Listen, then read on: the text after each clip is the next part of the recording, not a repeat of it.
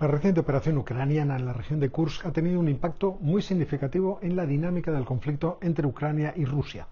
Una incursión que ha permitido a las fuerzas ucranianas tomar la iniciativa en una zona muy concreta del frente de batalla, algo que no se había visto en mucho tiempo.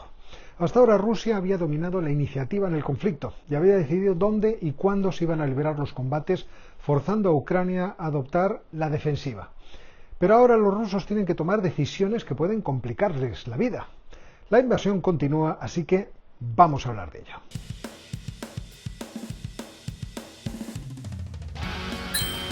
La incursión ucraniana ha obligado a Rusia a replantear su enfoque estratégico. Antes de esta operación, las fuerzas rusas no estaban llevando a cabo operaciones activas en Kursk, lo que indica que la ofensiva ucraniana ha alterado de manera importante los planes rusos. Rusia había utilizado su control sobre la iniciativa para evitar que Ucrania acumulara recursos para futuras ofensivas, un objetivo muy importante para sus intereses. Pero el tener sujeto al ejército ucraniano en el frente, tenerle fijado a lo largo de un gran frente, les ha llevado a los rusos a subestimar la capacidad de Ucrania para desafiar su control sobre el ritmo del conflicto. Este cambio de dinámica es lo que está forzando al Kremlin y al mando militar de los rusos a reaccionar y a pensarse cómo redistribuir fuerzas en la zona. Aunque en mi opinión, y sabiendo lo que se juega Putin, lo más probable es que la carga de esta operación ucraniana caiga sobre los reclutas. Da lo mismo que eso implique más bajas, que sobre otras unidades más experimentadas que ahora combaten en los frentes. Y lo digo porque los rusos siguen avanzando en el este, penosamente, lentamente, con poca profundidad, pero siguen avanzando. En Kharkov es cierto que todavía no se han producido avances significativos, pero por ejemplo, dejadme que recopile unos cuantos de estos cambios. Al oeste de Novoselivsk, que está al sur de Kupiansk, están avanzando. También en Chasiv Yar, que como sabéis llevan mucho tiempo tratando de obtenerla. También avanzan hacia el centro de la localidad de New York y presionan con fuerza en varios puntos del saliente de Ivanivka, con la intención de progresar hacia Pokrovsk. Y por lo tanto, les encontramos muy activos en toda esa región del este, incluso en Avdiivka. Claro que hay un pero. Lo que han conseguido los ucranianos en Kursk es darle un significado nuevo a todo el territorio que Rusia tiene al otro lado de la frontera en Ucrania. O por decirlo mejor, a todo el territorio que comparten a lo largo de la frontera que no está dominada en ambos lados por Rusia.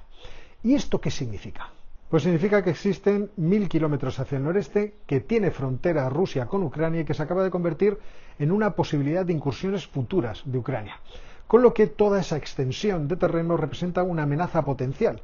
Y además un frente legítimo para los ucranianos, porque al fin y al cabo ellos fueron agredidos previamente. Si hasta ahora Rusia había pensado que los ucranianos no calentarían todas esas regiones y que no tendrían capacidad para penetrar en el terreno nacional ruso, esa pretensión no se puede mantener por más tiempo. La incursión ucraniana ha puesto en evidencia algo que ya sabíamos y que incluso habíamos observado en el Karabaj, es decir, en la guerra entre Azerbaiyán y Armenia. O también, por ejemplo, en las actitudes de algunas repúblicas centroasiáticas. Y esto que habíamos observado es que Rusia no tiene capacidad suficiente para estar en todas partes a la vez, porque sus recursos se concentran intensamente en los frentes, principalmente del Donbass. Así que estas debilidades en las defensas fronterizas rusas no van a poder ser ignoradas eternamente. Y aunque a corto plazo se resuelvan con un parche, los rusos comenzarán a impacientarse. Veremos si también esos rusos que conforman la trama de intereses y contrapoderes sobre los que se alza Vladimir Putin también se ponen nerviosos. En cualquier caso, acabaremos por ver al mando militar ruso reevaluar sus requisitos de mano de obra y también de material, con el objetivo de resolver el problema de Kursk, pero también el problema de toda esa frontera que ahora queda expuesta. Por eso creo, desde que comenzó esta incursión ucraniana, que los rusos se encontrarán con restricciones operativas a largo plazo o a medio plazo. Aunque fuentes de la inteligencia estadounidense señalan otra razón para la incursión. Y es que los ucranianos ahora podrían estar más cerca de interrumpir las líneas de suministro rusas que van hacia el frente norte en Kharkov. Desde posiciones en Kursk parece que sería más fácil atacar esas vías de comunicación y debilitar las posiciones rusas en la dirección de Vovchansk. Por otra parte, se comenta mucho cómo la operación ucraniana ha revelado una falta de preparación en las fuerzas rusas en la frontera, lo que se ha traducido en una respuesta bastante desorganizada y bastante descoordinada. La rápida movilización de las tropas rusas, muchas veces por debajo de su capacidad operativa estándar, está dificultando el establecimiento de una estructura de mando conjunta eficaz. Además, la confusión sobre el estado de los reclutas rusos en la región de Kursk, los que además no recibieron órdenes claras cuando se comenzó toda esta operación ucraniana, parece que complica aún más la respuesta rusa y podría agravar las tensiones políticas internas, si además esto se traduce en bajas significativas, es decir, si los ataúdes empiezan a circular. Por otra parte, tenemos otras cuestiones como el incendio de la central nuclear de Zaporilla, que podría responder a muchas causas diferentes y que parece que ya se ha contenido. Ahora bien, por mucho que nos emocionemos por estas novedades en el frente y porque en pocos días Ucrania haya avanzado al menos 30 kilómetros desde la frontera, por mucho que los ucranianos hayan demostrado a su enemigo, a su propio pueblo también, e incluso a sus propios aliados, que aún tienen la capacidad de luchar y de sorprender a una superpotencia decadente, pero superpotencia nuclear, no hay que olvidar que esta jugada tiene riesgos. ¿Hasta qué punto podrán los responsables militares de Ucrania comprometer recursos y hombres en estas aventuras fronterizas? Como he comentado antes, el frente oriental tiene problemas y no me imagino el grado de desgaste y de cansancio que deben tener las tropas ucranianas sometidas a largos periodos de combate.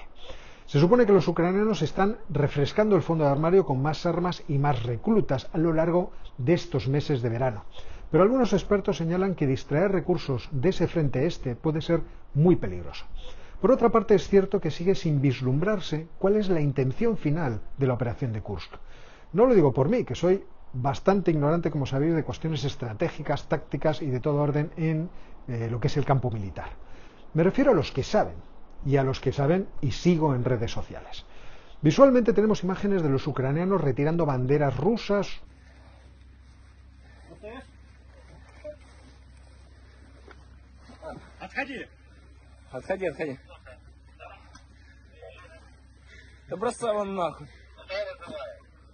Hemos visto camiones rusos destruidos.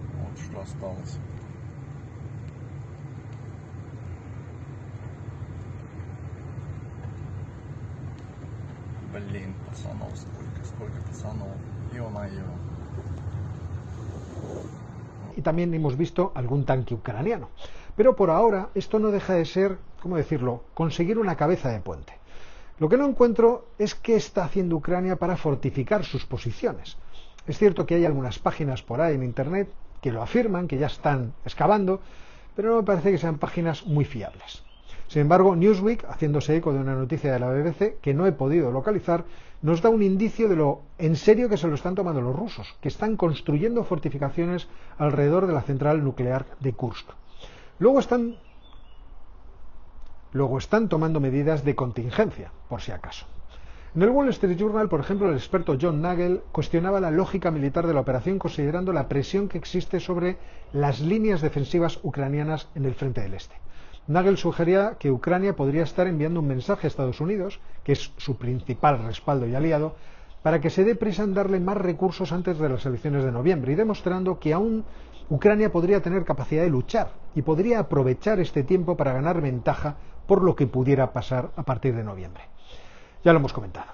Trump quiere acabar pronto con el conflicto y quiere hacerlo dejando las fronteras donde están ahora mismo. Así que, con más y mejor armamento, Ucrania podría retar a Rusia a lo largo de toda la frontera, que está inactiva desde el punto de vista militar, y adquirir terreno o territorio para esa posible negociación.